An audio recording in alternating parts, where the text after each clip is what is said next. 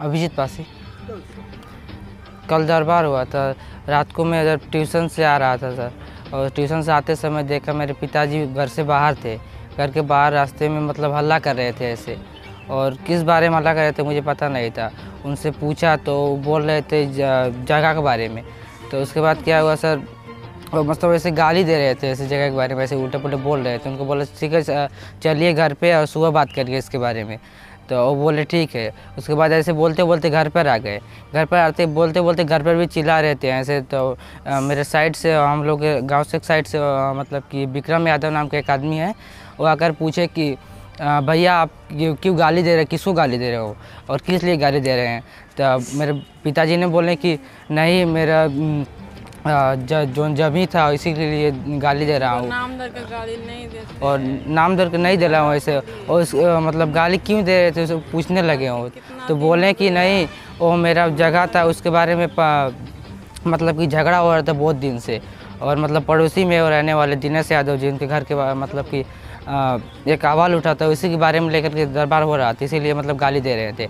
और बोले कि इसके ठीक जमीन का विवाद जो था वो किसके साथ था? और दिनेश यादव के साथ। दिनेश है उनके साथ आपके पिताजी का जो टक्कर हो रहा था? हाँ उनके साथ हो रहा था। तो उनके साथ हो रहा था। तो वो बोले कि ठीक है सुबह बात करके पंचायत में इसका विचार हो जाएगा, उसके बाद शेष हो जाएगा, लफड़ा भी शेष हो जाएगा। तो पिताजी ने बोले नहीं, एप्लीकेशन 10-12 एप्लीकेशन पंचायत को दिया, सेक्रेटरी को भी दिया, कुछ नहीं हुआ इसके बारे में, कुछ एक्शन नहीं लिए वो लोग। तो उन्होंने बोला कि ठीक है इसके बारे में सुबह बात करेंगे, उतना ही बोलकर और वो चलेंगे। विक्रम यादव चले गए। उसके बाद क्या हुआ कि सर वो चले गए। उसके बाद मैं पिताजी को बोला ठीक है आप चलिए घर पे, इसका हल्ला मत कीजिए, सुबह बात करिए इसके बारे में। उसके घर पर आ गए। उसके बाद क्या हुआ मतलब कि पिताजी उसका एक लड़का था जो दिनेश यादव क्या किया, दिनेश यादव आया और उनके मम्मी भी बाहर आए। उनकी मम्मी भी बाहर आकर द्वार पर वो भी गाली देने लगी मेरे पिताजी को। गाली देते समय बोले कि मतलब गाली देते देते ऐसे बोल रहे थे। उनके पिताजी लड़के को देखकर तो उनका साहस बढ़ गया और क्या, और गाली देते देते बहुत कुछ उल्टा पुल्टा बोल रही थी। जो झगड़ा मतलब कि यही 11 साढ़े 11 के बीच इसी में हुआ था सर। उसके बाद क्या हुआ सर,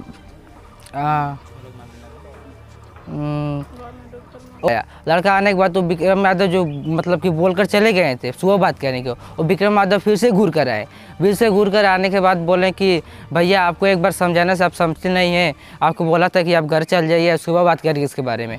तो वो उसने बोला कि उसने ही बोल कर उसके बाद যখন ঘটনা হয়েছে আমি দারবিতে আসলাম আর কি। আমার নাম দিগ্বিজয় পাশি। আমার বাবা যে সময় ঘটনা হয়েছে আমি দাদুর বাড়িতে আসলাম আর কি, দারবি ওখানে থাকি আমি আর কি। আমার ঘর হইল দামছড়া চা বাগান। তো আমার ভাইয়ে ফোন করে কইছে আমার যে ওরকম ঘটনা, 3 জন দিনেশ অহির আর বিক্রম অহির আর একজন উমাশঙ্কর অহির তারা হামলা করছেন আর কি আমরার উপরে, আর বাবারে মারিয়া ফালাই দিছেন আর আমারেও বেজান মারছেন আর কি। তো আমি কইছি ঠিক আছে আমি আইরাম। যে সময় ফোন করছে হে আমার 11:38 রাত। তো আমি ও শুনিয়া আর কি আমি তারা কইছি যে তুমি বাবারে লইয়া সামনে যে রামকৃষ্ণনগর হসপিটাল ওখানে লইয়াও আর আমি আইরাম আর কি। তো ব্যাপার আর কি এটা বেজান আগে হয়েছে আর কি স্যার। বেজান আগে থেকে আমরা অ্যাপ্লিকেশন দিয়েছি একটা থোড়া জায়গার লাগি আর কি, তারা খালি জায়গাটা চাই আর কি। ও দিনেশ রহির বেজান আপত্তি আমরা করছি, কিন্তু যে সুশীল গোয়ালা আর কি নাম পরেশ যাদব তারা মানে বাগান পঞ্চায়েত আর কি, তারা আমরা বাবাই কইছেন আমিও কইছি সবে কইছেন, কিন্তু তারা কিছু মানে ইয়ে করছেন না আর কি। তে ও ব্যাপার লইয়া হয়েছে স্যার। আমার বাইরেও তারা মারছেন, বাবারও তো একবারে মানে মৃত্যু হয়ে গেছে, আমার মারেও ঠেলা ধাক্কা দিছেন। আমি দারবিতে আসলাম, দারবি বাগান। হ্যাঁ ভাই আমার ফোন করে কইছে রাইতে 11:38 সময়, আর লাগা লাগা আমি ভ্যান লইয়া আইছি আর কি, রিজার্ভ লইয়া। আমি তারে কইছি যে অন্য তো আইয়া লাভ নাই, তুমি না না আমি তারে কইছি যে তুমি বাবারে লইয়া হসপিটালে আও, আর আমি হসপিটালে আইরাম।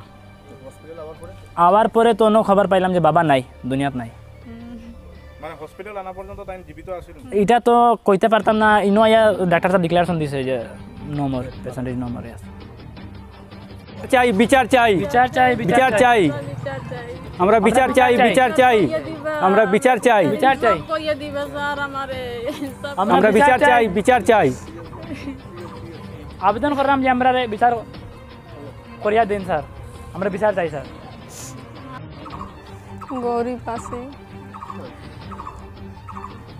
স্যার একটু খালি জাগার লাগি তাই না খালি একটু মাত কথা কইসন, হ্যাঁ, আর তারা এমনি ভিতরে ঘরের ভিতরে কিছু কইছে না।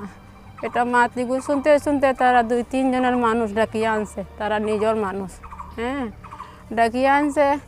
এরপরে আমি কইছি কিতা করবার কিতা একটু জাগার লাগি, হ্যাঁ, যদি না হইতে আমি বিচার করাইতাম। হয় না তুমি কিতা করতাম, তুমি আমি কইছি তুমি চুপ হো, হে কইছি না তুমি আগে চুপ করা তোমার জামাইরে, হ্যাঁ, তানে কইছি যে একটু চুপ হয়ে গেছেন তান।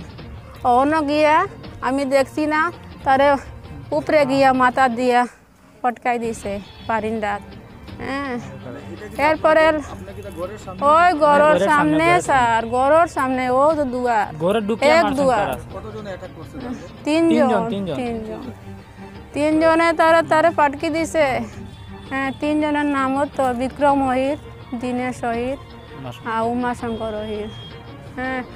আর দেখ আমি তারে ফিরে দেখছি তারও মারছে, তার বাবারে বাঁচাতে লেগে গেছে, তারও ওলা মারছে, এগু ওলা পড়িয়া মার খায়। ওই স্যার বেজান মারছে, ওই দেখো না, ওই বেতলা মারছে, ওই দেখো। আমি দেখিয়া তারে কিচ্ছু করতে পারছি না, কিচ্ছু করতে পারছি না। এরপরে তার কইছি, তার বাবা কয় এগু কিচ্ছু কইছে না। আমি খুঁজাইয়া দেখিও বারান্দা তলা, আমি উঠাইয়া তো লইছি।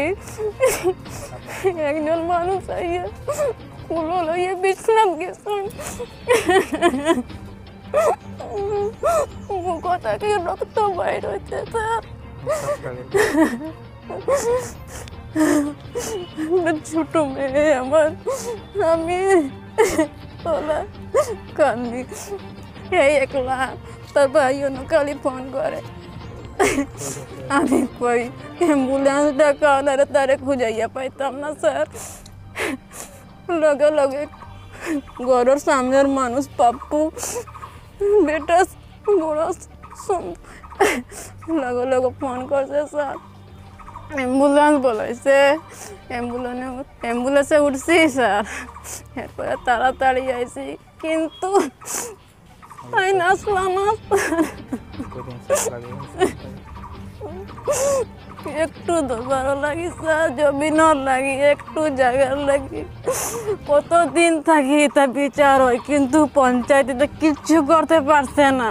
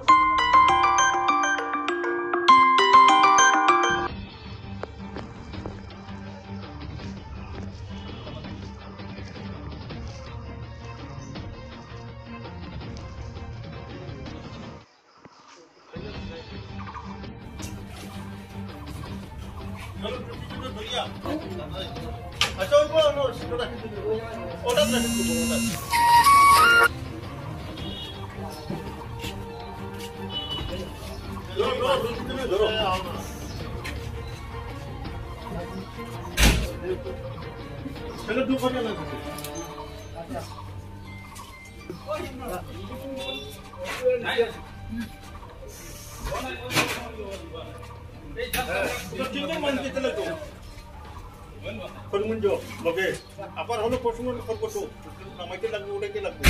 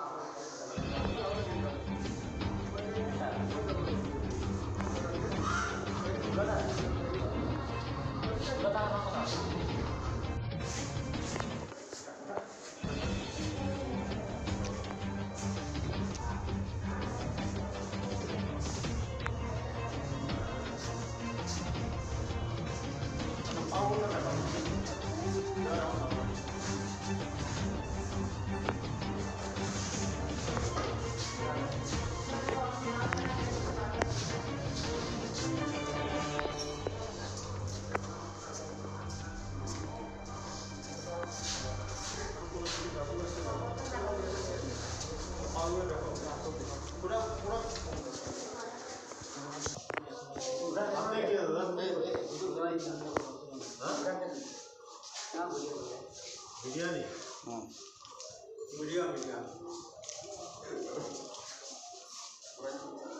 उल्टा उल्टा उधर उधर उल्टा